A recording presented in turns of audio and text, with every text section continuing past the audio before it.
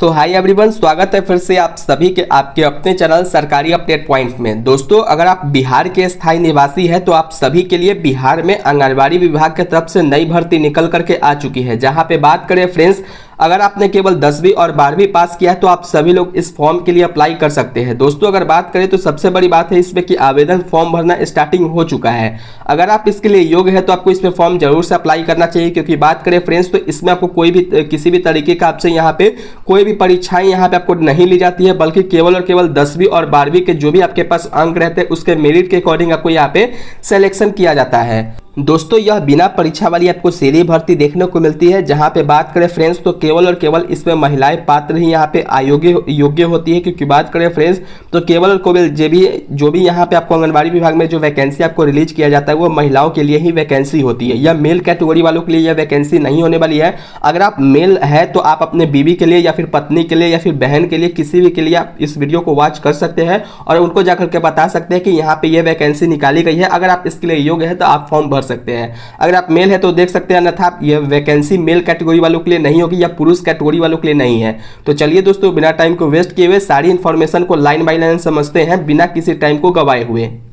So friends, जैसा कि आप सभी लोग स्क्रीन पे देख रहे होंगे, सबसे पहले बात कर लेते हैं तो यह जो आपकी वैकेंसी निकाला गया है बिहार में असिस्टेंट क्रेच वर्कर की, यह वैकेंसी आपको देखने को मिलती है। जहां पे बात करें फ्रेंड्स तो सबसे पहले एलिजिबिलिटी क्राइटेरिया के बारे में जान लेते हैं कि इस भर्ती के लिए क्या एलिजिबिलिटी क्राइटेरिया वगैरह रहने वाली है। सबसे पहले बात करें फ्रेंड्स तो अगर आप बिहार के स्थायी मूल निवासी हैं, स्थायी मूल निवासी कहने का मतलब है कि अगर आप बिहार में आपका घर अपना घर है और आप वहीं के निवासी है तो आप इस फॉर्म के लिए अप्लाई कर सकते हैं। वही बात करें फ्रेंड्स इसमें क्या क्वालिफिकेशंस वगैरह रहने वाली है, तो इसमें आपने किसी भी आवेदक जो यहाँ पे आवेदन करने वाले हैं मान्यता प्राप्त बोर्ड से कम 10वीं या फिर अगर आपने 12वीं पास किया है तो आप इस फॉर्म के लिए अप्लाई कर पाएंगे। वही बात करें फ्रेंड्स तो इसमें जो भर्ती के लिए जो यहाँ पे आयु सीमा रखी गई है, यानी कि एज लिमिट, तो कम से कम आपको यहाँ पे फॉर्म भरने के लिए 18 साल एज चाहिए। और मैक्सिमम एज की बात करें तो मैक्सिमम आपको 35 साल से ज्यादा आपको यहाँ पे एज नहीं होना चाहिए। अगर आपकी एज 35 ईयर से अगर ज्यादा हो चुकी है तो आप इस फॉर्म के लिए अप्लाई नहीं करेंगे। दोस्तों, नहीं कर पाएंगे मतलब कि कहने का ये तात्पर्य है।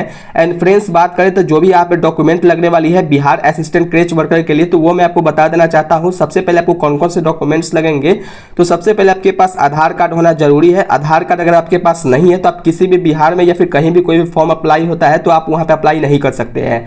अगर आपके पास आधार कार्ड है तो ही आप इस फॉर्म के लिए अप्लाई कर सकते हैं। और उसके बाद बात करें तो शिक्षा से संबंधित संपूर्ण दस्तावेज, जैसे कि बात करें फ्रेंड्स ये तो फॉर्म केवल 10वीं और 12वीं पास भर सकता है, बट यहाँ पे जो भी आपको क्वालिफिकेशन वगैरह देखे जाते हैं वो जिसका हायर एजुकेशन क्वालिफिकेशन होता है। जैसे कि मान के चलिए कि अगर आपने 10वीं पास किया है और कोई कैंडिडेट 12वीं पास किया है तो दोनों में से किनको यहाँ पे सेलेक्ट किया जाएगा, तो आप खुद यहाँ पे समझदार है, आप खुद बता सकते हैं कि जिन्होंने 12वीं पास किया होगा तो उनको यहाँ पे सिलेक्शन की संभावनाएं यहाँ पे ज्यादा होती है। वही बात करें कि इन्होंने 12वीं भी पास किया है और ग्रेजुएशन भी पास किया है, तो ग्रेजुएशन अगर आपने पास किया है तो ग्रेजुएशन का भी सर्टिफिकेट आपको यहाँ पे लगा सकते हैं, क्योंकि यहाँ पे हायर एजुकेशन क्वालिफिकेशन लगाने से बहुत सारे बेनिफिट्स देखने को आपको मिल जाते हैं।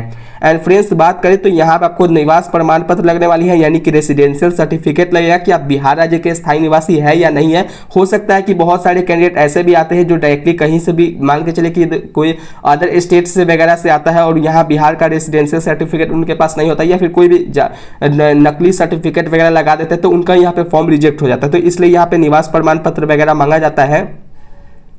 फिर आपसे यहाँ पे जाति प्रमाण पत्र चाहिए, तो जाति प्रमाण पत्र आपके यहाँ पे होना बहुत ज़्यादा अनिवार्य बताया गया है। और हस्ताक्षर आपके यानी कि सिग्नेचर आपके पास होना चाहिए। और पासपोर्ट साइज फोटो आपको 2 यहाँ पे लगने वाली है। फिर उसके बाद आपको एक ईमेल आईडी लगने वाली है और एक मोबाइल नंबर जो कि चालू होना चाहिए, जिसमें कोई भी नोटिफिकेशन या फिर SMS वगैरह आए तो आपको तुरंत पता चल सके। दोस्तों, अगर बात करें तो इसमें सिलेक्शन प्रोसेस वगैरह किस तरीके से होगी, तो जो इसका जो सिलेक्शन प्रोसेस है वो आपको पूरी तरीके से आपको यहाँ पे चयन प्रक्रिया मेरिट के अकॉर्डिंग होगा। जैसे कि जिसका जितना यहाँ पे मार्क्स वगैरह है या फिर एज लिमिट के अकॉर्डिंग आपको यहाँ पे सिलेक्शन देखने को मिलती है।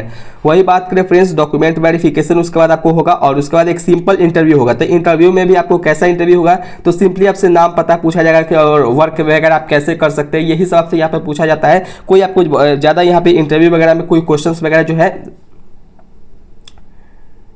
एजुकेशन रिलेटेड यहाँ पे क्वेश्चंस वगैरह आपसे नहीं पूछा जाएगा। केवल इंट्रोडक्शन वगैरह आपको देना पड़ सकता है, चाहे इंग्लिश में हो या हिंदी में हो। अगर इंग्लिश में दे सकते हैं तो बहुत ज़्यादा आपको अच्छा रहेगा।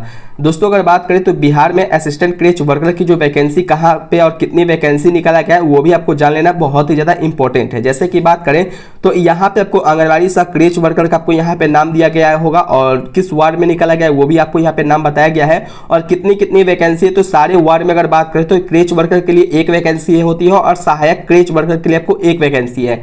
तो क्रेक वर्कर की बात करें तो क्रेक वर्कर के लिए 10वीं पास चाहिए और सहायक क्रेक वर्कर के लिए आपको यहाँ पे कम से कम आपको यहाँ पे 12वीं पास होना चाहिए। तो ये सब आपको यहाँ पे वैकेंसी वगैरह आपको देखने को मिल जाती है। दोस्तों बात करें कि इसमें आप कैसे फॉर्म अप्लाई कर सकते हैं, यानी कि how to apply Bihar assistant creche worker vacancy. तो सबसे पहले बात करें तो सबसे पहले जो आपको है आवेदक जो भी यहाँ पे अप्लाई करने वाला है उसका फॉर्म डाउनलोड करना पड़ेगा।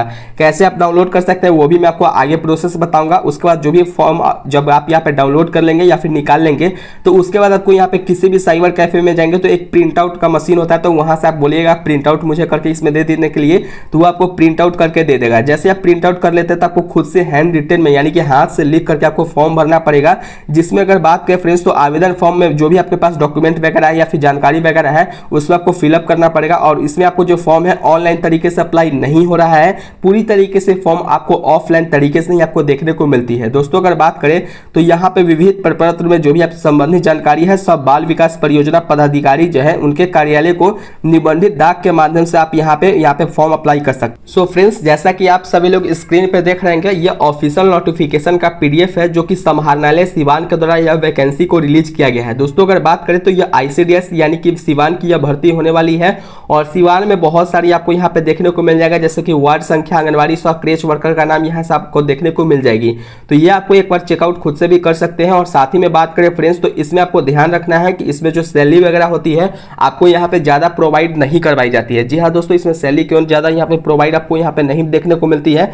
जैसे कि बात करें फ्रेंड्स तो यहाँ पे क्रेच वर्कर के लिए जो आपको है 5,000 रुपया प्रति महीने के हिसाब से आपको यहाँ पे प्रोवाइड करवाई जाती है और सहायक क्रेच वर्कर के लिए 3,000 रुपया प्रति महीने आपको यहाँ पे दिया जाता है। जैसे कि बात करें फ्रेंड्स तो यहाँ पे जो सैलरी है आपको कम दिया जाता है, लेकिन सबसे बड़ी बेनिफिट क्या होती है कि जो भी महिलाएं होती है और थोड़ी सी भी पढ़ी लिखी है तो उनको क्या होता है कि घर के बगल में यानी कि आस पड़ोस में वहाँ पे आपको जॉब मिल जाता है। तो इससे बड़ी बात और क्या हो सकती है। अगर आप बाहर में जाते हैं तो वहाँ भी बहुत सारे आपको यहाँ पे सामना करने पड़ते हैं, जैसे कि रेंट वगैरह हो जाता है, फिर आने जाने का किराया वगैरह, तो ये सब आपको देखने पड़ते हैं। बट यहाँ पे आपको इन हैंड आपको 5,000 रुपया आपको क्रेच वर्कर के लिए और 3,000 रुपया आपको यहाँ पे क्रेच वर्कर के लिए, सहायक क्रेच वर्कर के लिए आपको यहाँ पे दिया जाता है। दोस्तों बात करें इसमें आप फॉर्म कैसे अप्लाई कर सकते हैं, तो इसी में आपको जो नोटिफिकेशन है ऑफिशियल उसी में यह अटैच किया गया है, जिसमें बताया गया है कि आवेदन पत्र में सबसे पहले आपका यहाँ पे नाम लिखना पड़ेगा, आवेदित पद का नाम, यहाँ पे आवेदित पद का नाम लिखना है। जैसे क्रेच वर्कर है या सहायक क्रेच वर्कर के लिए अप्लाई कर सकते हैं तो यहाँ पे आपको यहाँ पे भरना पड़ेगा। फिर विज्ञापन संख्या क्या है तो वो आप ऊपर में देख लीजिएगा, वहाँ पे दिया गया है।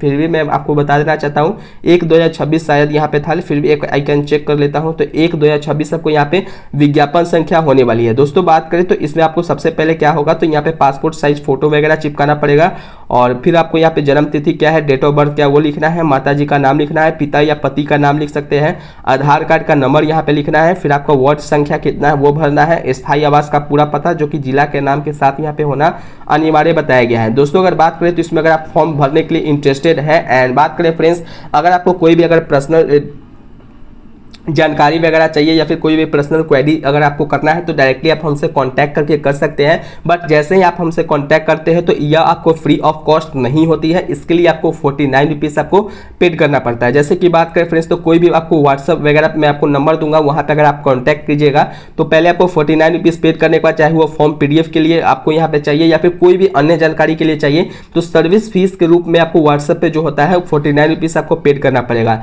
अगर आप इसमें कुछ भी पूछताछ अगर करना चाहते हैं अगर पर्सनली तो आप डायरेक्टली हमसे मैसेज करके बात कर सकते हैं, कॉल नहीं करना है, मैसेज कीजिएगा तो मैं आपको खुद वहाँ पे रिप्लाई करके जो भी इन्फॉर्मेशन वगैरह आपको दे दूंगा। बट 49 रुपीज़ पहले आपको पेड करना पड़ेगा। दोस्तों अगर हम अपनी व्हाट्सअप नंबर की बात करें तो हमारा व्हाट्सअप नंबर है 7761046831। दोस्तों ये हमारा व्हाट्सअप नंबर है, अगर आप इंटरेस्टेड है तो ही आप यहाँ पे मैसेज कीजिएगा, अन्यथा आपको अगर आप कोई भी डाउट वगैरह नहीं होता है तो आप यहाँ पे मैसेज नहीं कीजिएगा, क्योंकि बहुत सारे लोग टाइम पास करने के लिए आते हैं और जो 49 रुपीज़ पे नहीं करेंगे उनका रिप्लाई नहीं किया जाएगा। मैं यहीं पे बता देना चाहता हूँ क्योंकि वहाँ पे आकर के बहुत सारे बकैती करते हैं, यानी कि सिंपल लैंग्वेज बोले तो यहाँ पे आकर के बकैती करते रहते हैं। तो इसलिए मैं उनका नंबर ही डायरेक्टली ब्लॉक कर देता हूँ ताकि फ्यूचर में भी कोई अगर उनको अगर कुछ पूछना वगैरह हो तो वो वहाँ से नहीं पूछ सकें। तो दोस्तों उम्मीद करता हूँ कि आपको सारी जानकारी समझ में आ गई होगी। अगर आपको कुछ डाउट वगैरह लगता है वैसे तो आप नीचे कमेंट करके भी पूछ सकते हैं, मैं उसकी रिप्लाई देने की पूरी कोशिश करूंगा। साथ ही में बात करें फ्रेंड्स, अगर आप हमारे चैनल पर नए हैं तो इस वीडियो को लाइक जरूर करें और अपने चैनल सरकारी अपडेट पॉइंट को सब्सक्राइब जरूर करें। तो चलिए दोस्तों, बिना टाइम को वेस्ट किए हुए इस वीडियो को यहीं पे एंड करते हैं। तब तक के लिए जय हिंद, जय बिहार, वंदे मातरम। धन्यवाद दोस्तों।